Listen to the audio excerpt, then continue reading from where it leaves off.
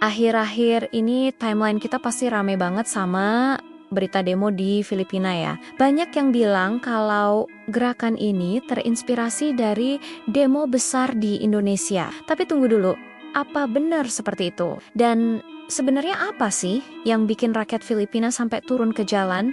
Kalian masih inget kan demo besar di Indonesia yang sempat bikin heboh dunia? Bukan cuman karena skalanya yang besar, tapi juga karena keberanian rakyat buat melawan ketidakadilan. Yang bikin kita terharu itu pas warga dari Filipina sampai Malaysia pada kirim bantuan makanan ke para pendemo lewat aplikasi ojol.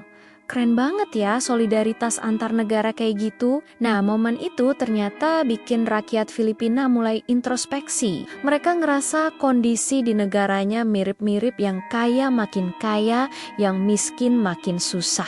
Sampai muncul slogan yang viral, "Kalau Indonesia bisa, kita juga bisa." Awalnya protes di Filipina dimulai dari medsos, khususnya TikTok, yang jadi sorotan. Para nepo baby alias anak-anak pejabat, gaya hidup mereka diekspos habis-habisan. Dari baju desainer, liburan ke luar negeri, naik private jet, sampai beli mobil mewah. Padahal rakyatnya lagi susah. Gimana nggak bikin emosi? Tapi yang bikin situasi makin panas itu pernyataan mengejutkan dari Presiden Bongbong Marcos. Dari 2.400 lebih kontraktor proyek pengendalian banjir, ada 15 perusahaan yang bermasalah.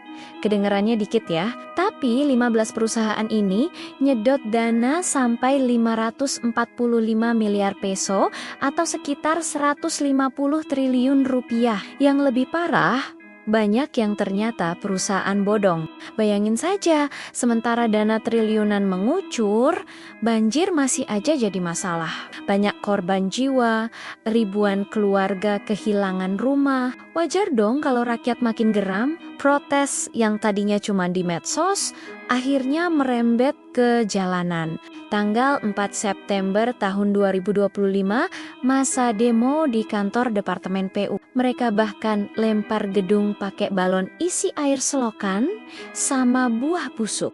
Pesannya jelas, rakyat tenggelam banjir, pejabat tenggelam harta. Presiden Marcos langsung janji bakal bentuk komisi independen buat selidiki kasus ini. Tapi di saat yang sama, pemerintah juga ingetin supaya demo jangan sampai keos kayak di Indonesia. Bahkan kelompok bisnis besar di Filipina ikut angkat suara, minta investigasi yang benar-benar menyeluruh. Sekarang di medsos sudah mulai rame, ajakan aksi puncak tanggal 13 September tahun 2025.